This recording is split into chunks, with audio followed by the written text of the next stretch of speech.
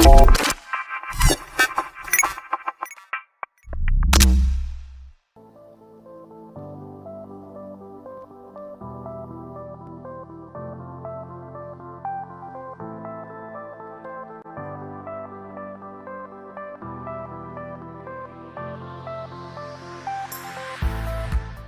hidup ini tidak boleh berhenti.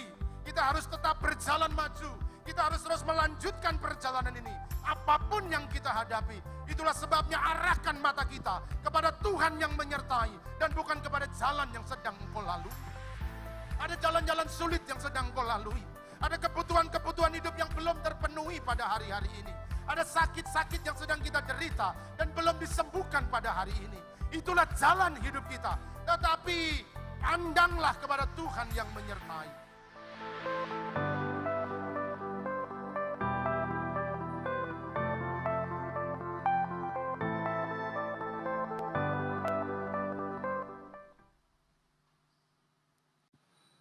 Puji Tuhan. Selamat siang Bapak Ibu Saudara sekalian yang dikasihi Tuhan.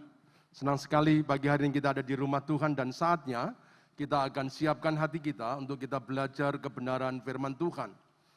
Pada siang hari ini kembali saya ingin membawa pada seri yang sama yaitu tentang ruang tunggu. Dan hari ini kita sampai pada seri yang ke-6. Saudara-saudaraku yang dikasihi oleh Tuhan Yesus Kristus. Sekedar mengingatkan saja kenapa Tuhan membawa kita berada di ruang tunggunya.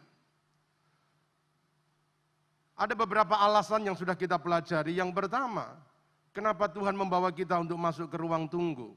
Karena di ruang tunggu, kesabaran kita sedang ditingkatkan. Di ruang tunggu, Allah melatih kesabaran kita. Yang kedua, bahwa di ruang tunggu, kita diperlengkapi dengan kuasa ilahi. Kita bisa menang dalam menghadapi pergumulan hidup ini. Kalau yang menyertai kita adalah Tuhan. Itulah sebabnya kita harus masuk ke ruang tunggunya Tuhan, menanti Dia memperlengkapi kita dengan kuasa ilahi. Yang ketiga, bahwa ruang tunggu merupakan sebuah ujian iman. Iman kita diuji saat kita menantikan. Semakin panjang kita menantikan, semakin berkualitas iman yang kita miliki. Oleh karena itu, Tuhan biarkan kita berada di ruang tunggunya, menanti apa yang Tuhan janjikan. Yang keempat, bahwa di ruang tunggu kita mendapat kekuatan yang baru. Sadar atau tidak sadar, manusia punya batasan. Setelah kita bekerja, kita butuh istirahat. Setelah kita beraktivitas, kita butuh sejenak untuk melepaskan lelah. Dan ruang tunggu itu adalah kesempatan kita untuk kita memperbaharui kekuatan rohani kita, untuk memperbaharui iman kita, untuk memperbaharui kepercayaan kita, memperbaharui rohani kita. Itu semua terjadi ketika kita duduk diam di ruang tunggu ilahi. Dan yang kelima, yang terakhir kita pelajari, bahwa di ruang tunggu kita menerima dari Tuhan agar dapat membagikan. Kegagalan kita membagikan adalah karena kegagalan kita menerima. Tanpa memiliki apa-apa, mustahil kita dapat membagikan. Itulah sebabnya supaya kita dapat membagikan kepada semua orang, maka kita harus menerima dari Tuhan. Kita tidak bisa memberikan kasih kepada orang lain kalau kita tidak menerima kasih Tuhan dalam hidup kita. Kita tidak bisa melayani orang lain kalau kita belum pernah menerima pelayanan dari Tuhan.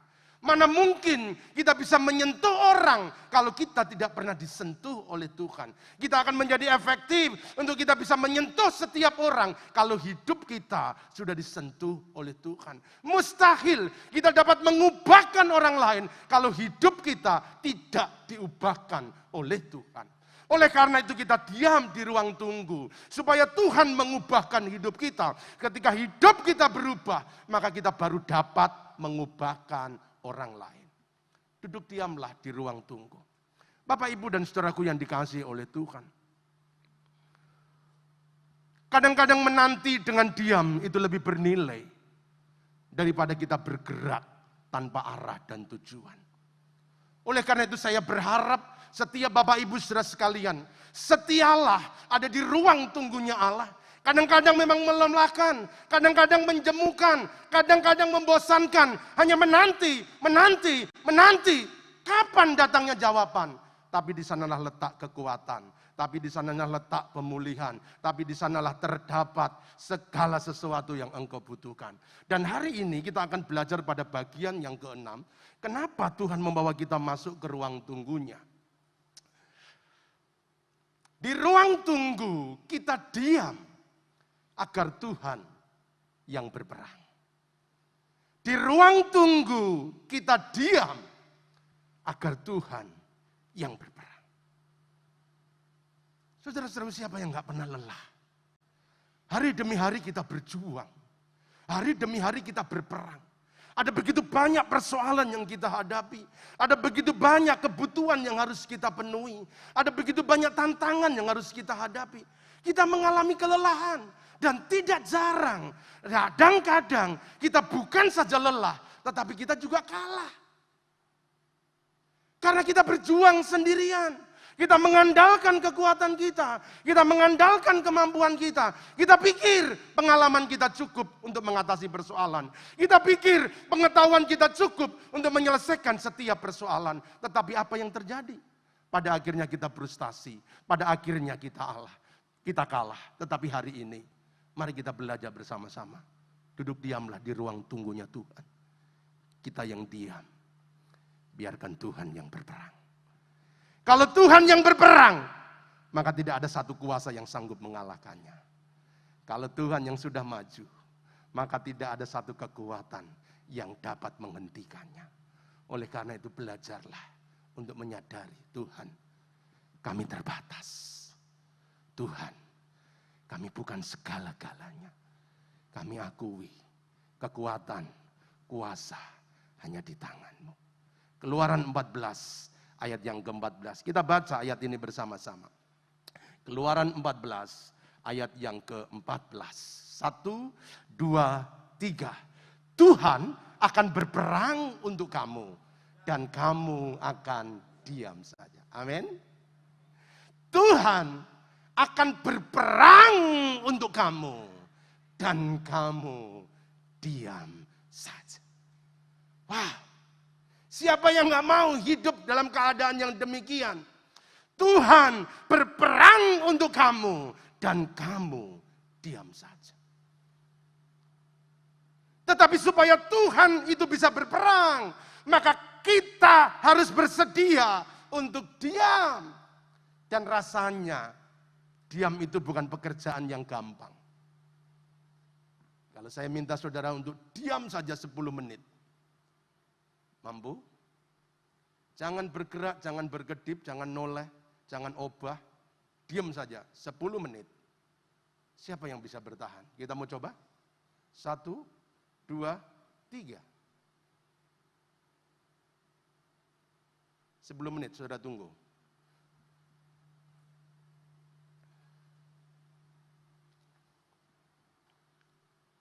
Melelahkan? Capek? Bosan? Ini belum 10 menit, 1 menit aja belum.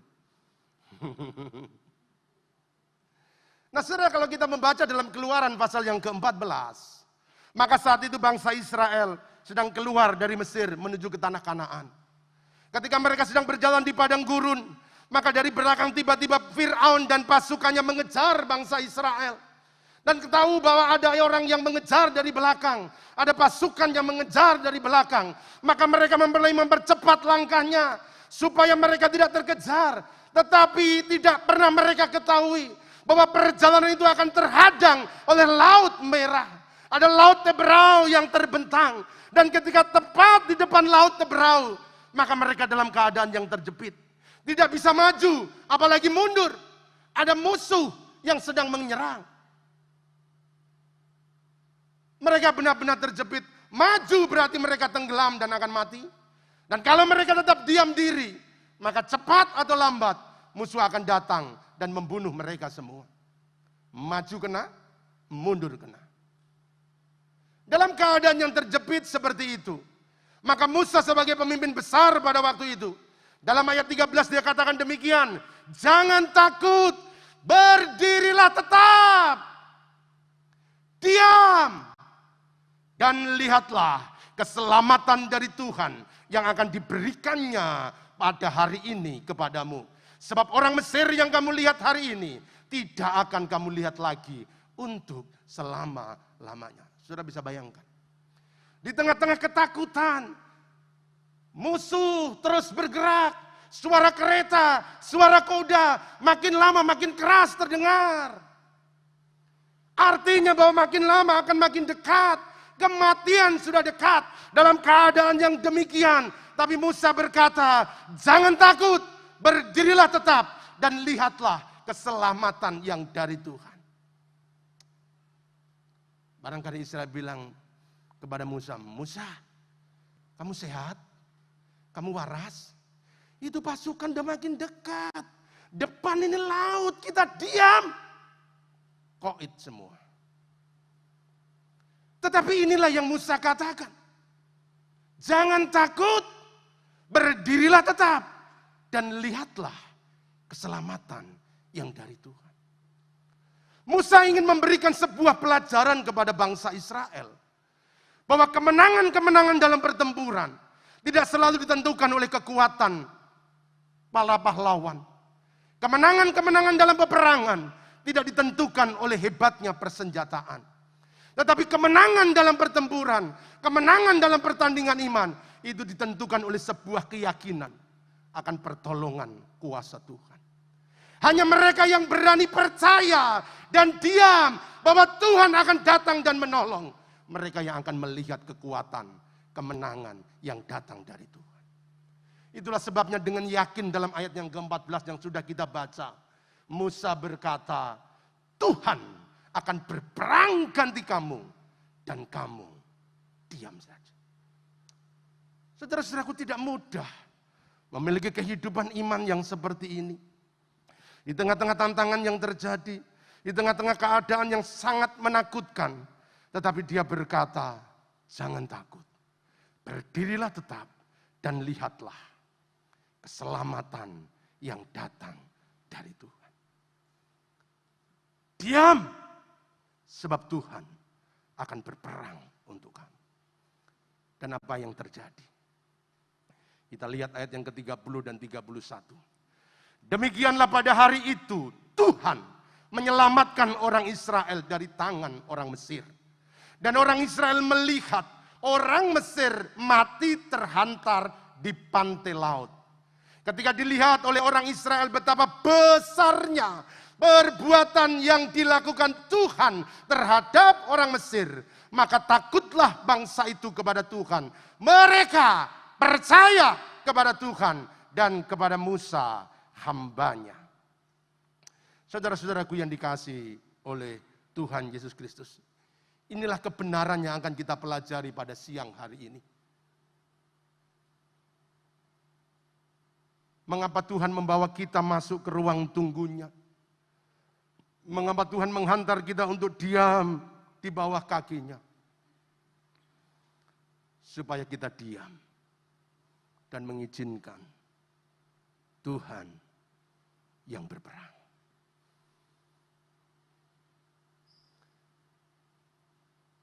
Terlalu sering kita mengandalkan kekuatan kita.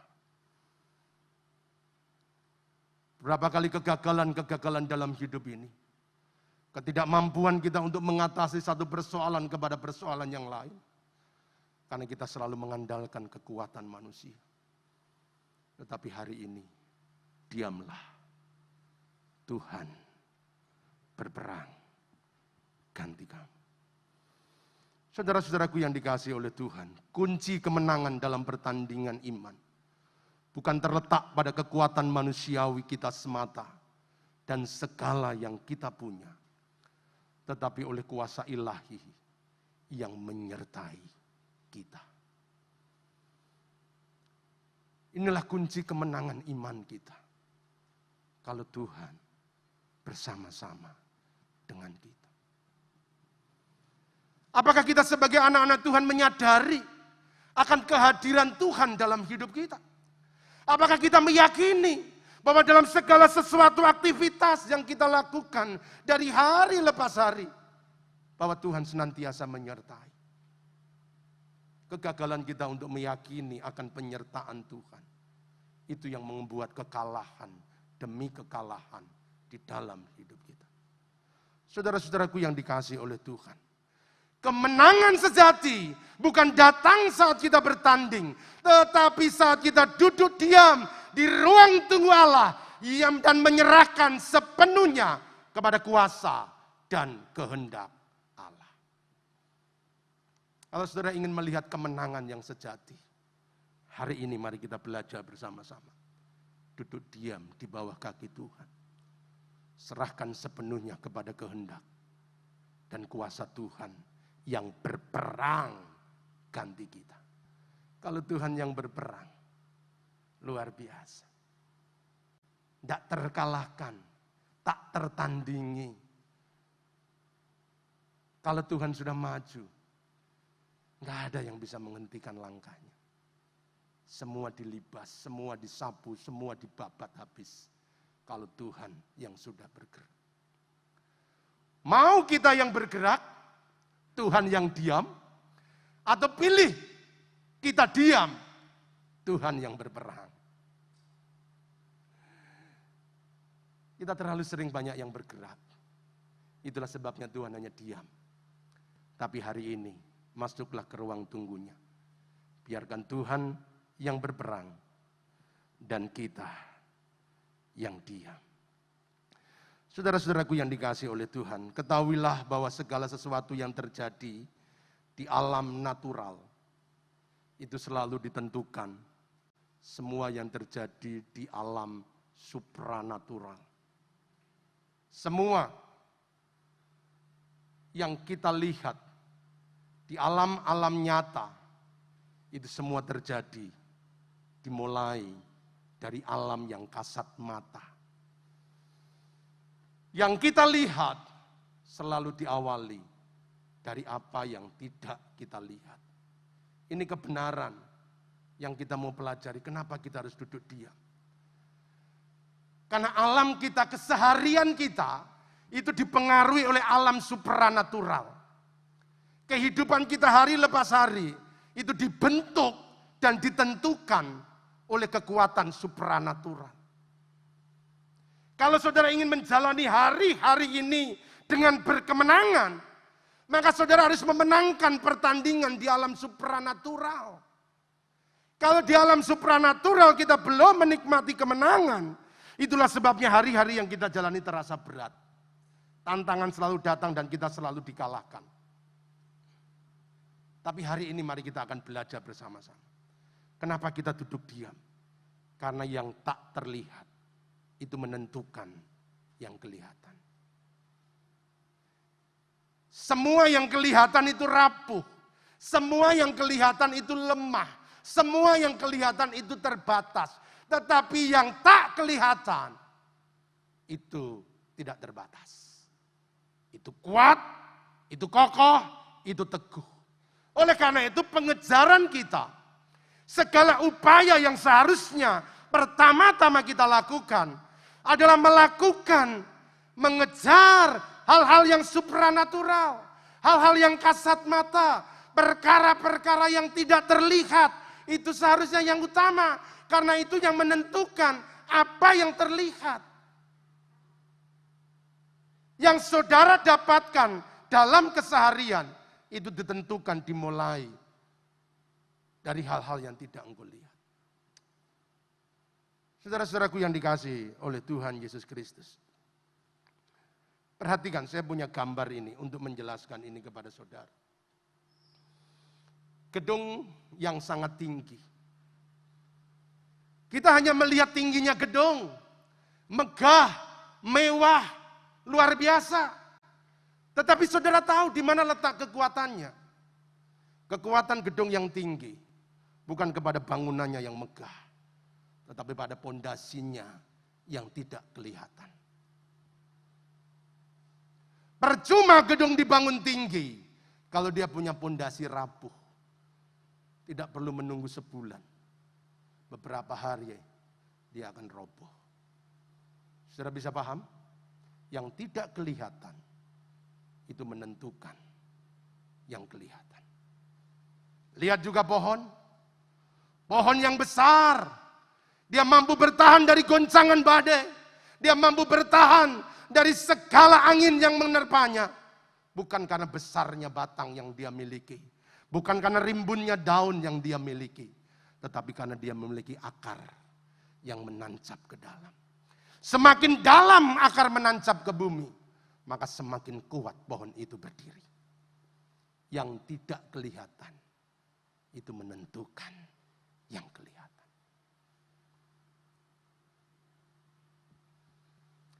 Yang tidak kita lihat, itu menentukan semua yang kita lihat. Berkat-berkat yang saudara miliki, kekuatan yang saudara miliki, keberanian yang saudara miliki, itu ditentukan dari yang tidak kelihatan. Dari mana datangnya keberanian? Apakah orang yang gede, dhuwur, besar, kuat selalu punya keberanian? Apakah keberanian itu ditentukan karena badan yang kuat, badan yang kekar? Bukan. Keberanian itu letaknya di dalam hati. Yang enggak kelihatan. Ketika dia punya iman, dia punya keyakinan. Badan boleh kecil, tapi nyalinya gede. Di mana nyali itu ada? Enggak kelihatan. Tapi itu menentukan keberaniannya. Oleh karena itu yang dibangun bukan badannya yang digedein. Yang digedekan adalah imannya. Yang digedekan adalah keyakinannya. Yang ditumbuhkan adalah kepercayaannya kepada Tuhan. Karena yang gak kelihatan itu menentukan semua yang kelihatan. Saudara-saudaraku, Ibrani 11 ayat yang ketiga berkata demikian. Karena iman kita mengerti bahwa alam semesta telah dijadikan oleh firman Allah. Sehingga, perhatikan, apa yang kita lihat telah terjadi dari apa yang tidak kita lihat. Apa yang kita lihat telah terjadi dari apa yang tidak kita lihat. Kalau saudara ingin memiliki keberanian yang kuat, dimulai dari ruang tunggu. Saudara bertemu dengan Tuhan dan meyakini bahwa Tuhan menyertai. Tuhan selalu akan menolong. Tuhan pasti akan memberikan kekuatan. Maka orang-orang yang sudah bertemu dengan Tuhan, maka tidak ada tantangan yang menggentarkan. Kesulitan mungkin ada, tantangan mungkin akan terjadi, hambatan mungkin akan dihadapi. Tetapi dia punya keberanian. Dari mana keberanian datang? Karena dia ada di tempat-tempat yang tak terlihat bersama dengan Tuhan. Saya ingin ajak saudara untuk melihat sebuah contoh, supaya saudara bisa memiliki pemahaman yang sangat baik untuk hal ini. Peperangan Israel dengan Amalek, dalam kitab Keluaran 17 ayat 8 dan 11. Saya rasa ayat-ayat ini saudara sudah sangat hafal, tapi saya ingin membaca ayat yang ke-8. Lalu datanglah orang Amalek dan berperang melawan orang Israel di Rafidin. Musa berkata kepada Yosua, pilihlah orang-orang bagi kita, lalu keluarlah berperang melawan orang Amalek. Besok aku akan berdiri di puncak bukit itu dengan memegang tongkat Allah di tanganku. Lalu Yosua melakukan seperti yang dikatakan Musa kepadanya dan berperang melawan orang Amalek. Tetapi Musa, Harun, dan Hur telah naik ke puncak bukit. Perhatikan, musuh datang, orang Amalek datang di lembah Rafidin, akan menghancurkan bangsa Israel. Tetapi Musa berkata, Yosua, kumpulkan pasukan. Pilih orang-orang hebat, pilih para pejuang, pilih para pahlawan, pilih orang-orang yang pemberani. Majulah berperang dengan orang Amalek. Tetapi aku, Harun dan Hur, akan naik ke puncak bukit. Pasukan perang di lembah, tapi Musa naik ke bukit. Dan kita lihat ayat yang ke-11. Dan terjadilah apabila Musa mengangkat tangan, lebih kuatlah Israel. Tetapi apabila ia menurunkan tangannya, lebih kuatlah Amalek. Orang-orang Israel, para pahlawan, para pasukan berperang di lembah dengan orang Amalek. Tetapi Musa ada di atas puncak bukit. Dia naik ke ruang tunggunya Tuhan. Dia berada di tempat yang tidak kelihatan. Dia tidak ada di medan pertempuran. Tetapi dia duduk diam di ruang tunggunya Tuhan. Dan apa yang terjadi? Yang terjadi di ruang tunggu itu mempengaruhi di medan pertempuran. Sudah bisa ingat? Yang terjadi di ruang tunggu itu mempengaruhi di medan pertempuran. Kalau Musa mengangkat tangan, maka kuatlah Israel. Tapi kalau Musa menurunkan tangan, maka lemahlah Israel. Peperangan itu dikendalikan bukan oleh banyaknya pasukan. Peperangan itu ditentukan bukan oleh hebatnya orang-orang yang berperang, tetapi orang-orang yang mau duduk diam di ruang tunggunya Tuhan. Itu yang menentukan. Kalah atau menangnya Israel bukan karena banyaknya pasukan. Kalah atau menangnya Israel bukan karena hebatnya perlengkapan perang yang mereka miliki. Tetapi karena ada orang-orang yang duduk diam di ruang tunggu Tuhan dan menantikan Tuhan yang bekerja. Saudara-saudaraku yang dikasihi oleh Tuhan Yesus Kristus. Apa yang sedang saudara hadapi pada hari-hari ini? Adakah persoalan-persoalan yang begitu besar yang sedang saudara hadapi? Seperti sebuah laskar yang besar dari Amalek. Rasanya sulit untuk dikalahkan. Tidak mungkin untuk dihancurkan. Kalau kekuatanmu tidak mungkin untuk menghancurkan. Masih ada kekuatan Tuhan yang sanggup untuk menolong kita.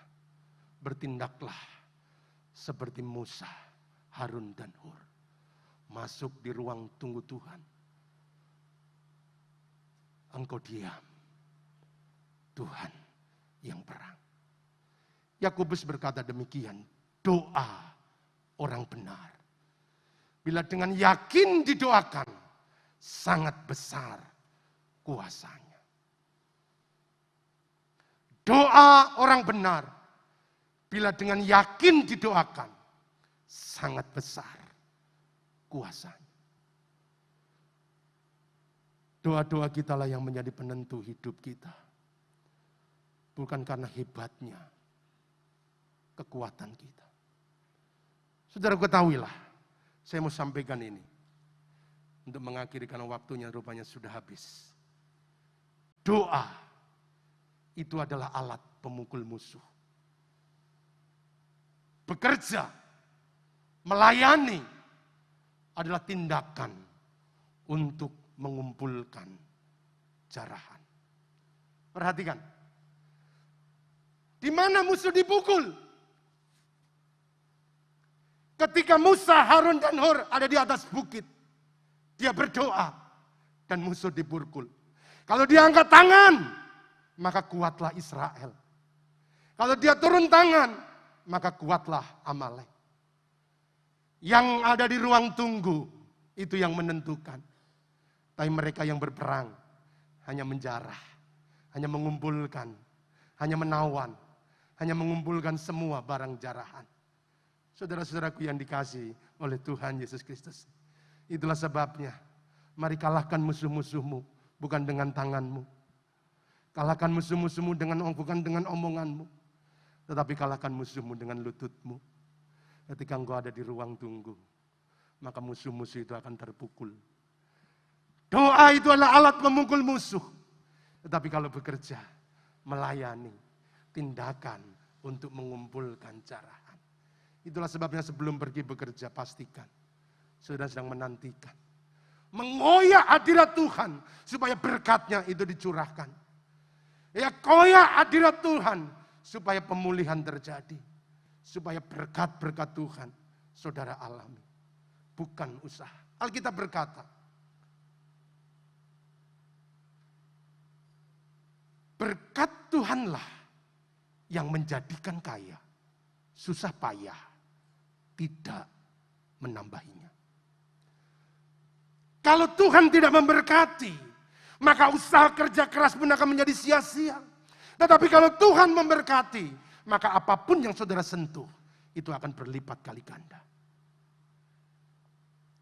Firman Allah berkata, Paulus menanam, Apolos menyiram, tapi Tuhan yang memberi pertumbuhan. Slide yang paling terakhir saja untuk penutup.